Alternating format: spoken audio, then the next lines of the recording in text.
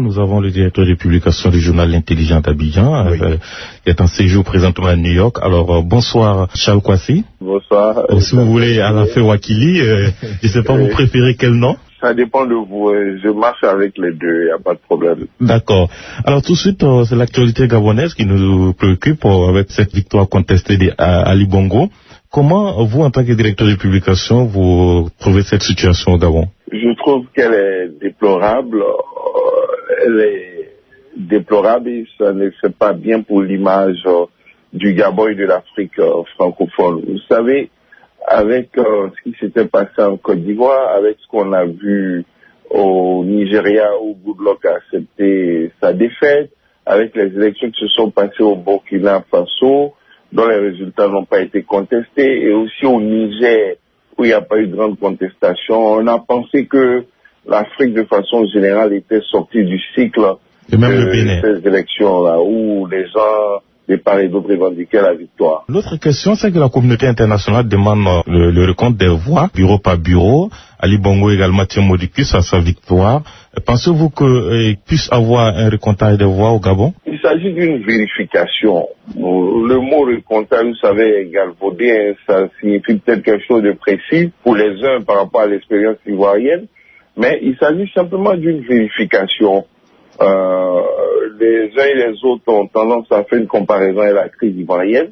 Il y a certainement des similitudes, mais c'est quelque chose de totalement différent. Il faut savoir que Ali Bongo est le président sortant. C'est pas lui qui crée à la fraude. Il a donné l'impression de contrôler son système, alors que dans le cas ivoirien, ceux qui créaient à la fraude, c'est ceux qui étaient aussi au pouvoir, comme Ali Bongo. Comment l'élection a pu leur échapper? C'était un contexte différent. Ali Bongo, lui, l'élection ne semble pas lui avoir échappé.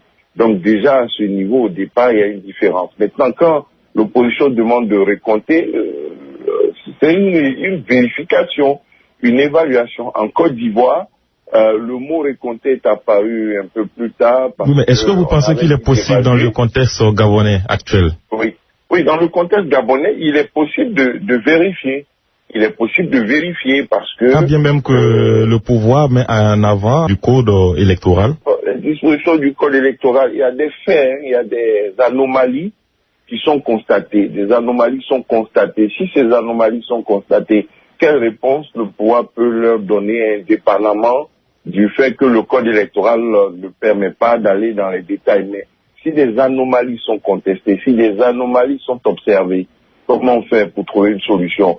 Maintenant, tant qu'à s'en tenir au code électoral, tant qu'à s'en tenir aux faits, on n'aurait jamais réglé des crises en Afrique ni ailleurs dans le monde. Alors, à la fin, on sait bien que cette élection a porté également des secousses en Côte d'Ivoire. Alassane a limogé son conseiller spécial, Mamadi Diané, pour ingérence personnelle dans cette élection en faveur de Jean Ping, supposé. Que dites-vous de cette réaction, on va dire, trop vite, si on peut le dire ainsi, d'Alassane Ouattara? Oui, c'était pour donner des gages au gouvernement gabonais qui semblait faire de la surenchère.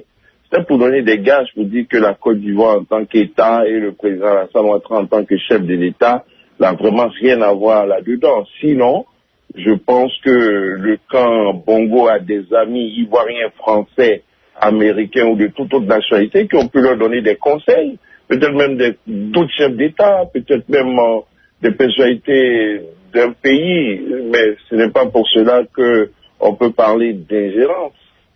Donc, moi j'estime qu'il y a une sorte de surenchère. Effectivement, la réaction ivoirienne a été rapide, justement pour dire que, écoutez, la Côte d'Ivoire n'a rien à voir là-dedans. Et le président Ouattara n'a rien à voir là-dedans. C'est un citoyen, collaborateur du chef de l'État qui connaît quelqu'un, qui a échangé avec lui, c'est vraiment à titre personnel. Et il a fallu donner des gages dans ce sens. Apparemment, cela n'a pas suffi puisque la surenchère continue au niveau de certaines autorités ou de certains proches du gouvernement gabonais. On espère que la sagesse à ce niveau-là va prévaloir. El Adjindao, vous souhaiterez vous poser une question? Bien sûr, Michel a fait encore une fois plus, merci d'avoir accepté notre invitation. Comment trouvez-vous cette silence de certains de ces présidents sur le cas du Gabon? Et en même temps, est-ce qu'on pourrait dire la démocratie en Afrique, voyant qu'à chaque fois, si c'est pas des coups d'État, c'est des élections qui sont pas claires comme le cas du Gabon? Oui, il y a un silence parce que le principe en la matière, lorsqu'il n'y a pas de consensus, vous avez vu au Bénin dernièrement, il y a eu des risques de tension. Mais le consensus est vite défini après le premier tour et on allait à un second tour sans problème. Lorsqu'il n'y a pas de contestation, les chefs d'État disent rapidement félicitations, bravo à celui qui a gagné, dont la victoire est reconnue par l'adversaire. Si c'est pas le cas, il devrait faire pareil. Vous ne pensez pas qu'il devrait faire pareil, même si c'est pas le cas? Non, il y a une contestation. Par exemple, nous on a vu une déclaration du chef de l'État burkinabé qui a salué, qui a invité à la paix, au dialogue et qui a demandé d'observer les voies de recours prévues. Voilà, il a dit, sans le dire aussi, de recompter. Et la France qui est toujours là dans nos affaires. Vous dites? Je dis, et la France, comme à chaque fois, qui se mêle de nos problèmes, en quelque sorte, ils ont demandé au Gabon de... Il n'y a pas que la France, il y a la communauté internationale de façon générale. Ouais. Voyez-vous, pourquoi, quand l'élection se passe bien au Bénin, la France félicite, on ne s'en plaint pas. Elle devrait se taire. Mais quand l'élection se passe mal au Gabon, que la France donne un avis, pourquoi ça pose problème? Ça pose problème peut-être au camp qui est mécontent de la réaction, mais le camp qui est content, lui, ça ne lui pose pas problème. Ça ne pose pas problème à Ali, à Jean-Ping que la France dise il faut observer. Au Bénin, lorsque les deux camps sont d'accord, ils sont contents que la France dise bravo parce que les deux camps ont bien organisé l'élection. Mais c'est quand il y a un camp qui est mécontent, il s'en prend à la France ou à l'Amérique ou aux États-Unis ou à l'Europe. Il faut sortir de cette hypocrisie. La France, l'Amérique interviennent partout. Au Nigeria, ils ont félicité Goodluck, qui a reconnu sa défaite. Au Burkina, ils ont félicité l'opposition qui a reconnu sa défaite. Personne ne se plaint. C'est lorsqu'il y a un camp qui se sent victime ou qui est mécontent des résultats, c'est lorsque celui-ci a ces difficultés qui commence à s'en prendre à la France et à la communauté internationale. C'est la réalité. Si je vous comprends très bien, vous faites partie de ces gens qui sont vraiment à l'aise avec cette France-Afrique. La communauté internationale, pas seulement la France-Afrique. Parce que l'Amérique, les États-Unis aussi ont donné une position. Et il faut justement éviter de donner l'impression que les problèmes de l'Afrique francophone, c'est uniquement la France-Afrique. Parce que c'est uniquement la France. Parce qu'il y a eu des élections en Afrique, il y en a eu au Niger, ça s'est bien passé. Là, on n'a pas parlé de la France. Au Bénin, ça s'est bien passé, on n'a pas parlé de la France. Alors même qu'on disait que Lionel Zinsou était le candidat de la France. Mais cette France-là n'a pas imposé son candidat, son soi-disant candidat. Après aussi, on a voulu nous faire croire que Patrice Talon aussi est un pion de la France. Bon, finalement, au départ, on n'a pas dit c'était lui. On a dit la France ne voulait pas, que c'est Lionel Zinsou qu'elle voulait. Et puis subitement, Patrice Talon devient leur homme. À la fin, cette fois-ci en Côte d'Ivoire, avec une libération annoncée des prisonniers politiques, Alassane Ouattara, le 1er mai, déjà dans son allocution, réfutait qu'il n'avait pas connaissance des prisonniers politiques toujours en Côte d'Ivoire. Les évêques ont lancé l'appel à Yamoussoukro Kropotang pour lui demander cela. On apprend également que des pro-Gbagbo seront libérés. Dites-nous, la situation politique actuelle en Côte d'Ivoire, entre l'opposition et le pouvoir, est-ce que vous pouvez nous le décrire? Oui, il y a un dialogue qui avait été amorcé entre le pays dirigé par Pascal Affi-N'Dessan et le pouvoir. Ce dialogue a pris du plomb dans l'air ces derniers temps en faveur des débats sur la nouvelle constitution, mais à l'initiative de la représentante spéciale du secrétaire général des Nations Unies, un début de rapprochement et de reprise du dialogue est en cours, et cela s'est matérialisé par les annonces, notamment l'annonce de la libération de nouveaux prisonniers. Donc voici un peu la situation. Elle est marquée par la poursuite de la normalisation, mais aussi par ces débats assez houleux, ou du moins qui le seront de plus en plus dans les semaines à venir, au sujet de la nouvelle constitution qui est en cours d'élaboration et qui devra être soumise aux populations à l'occasion d'un référendum.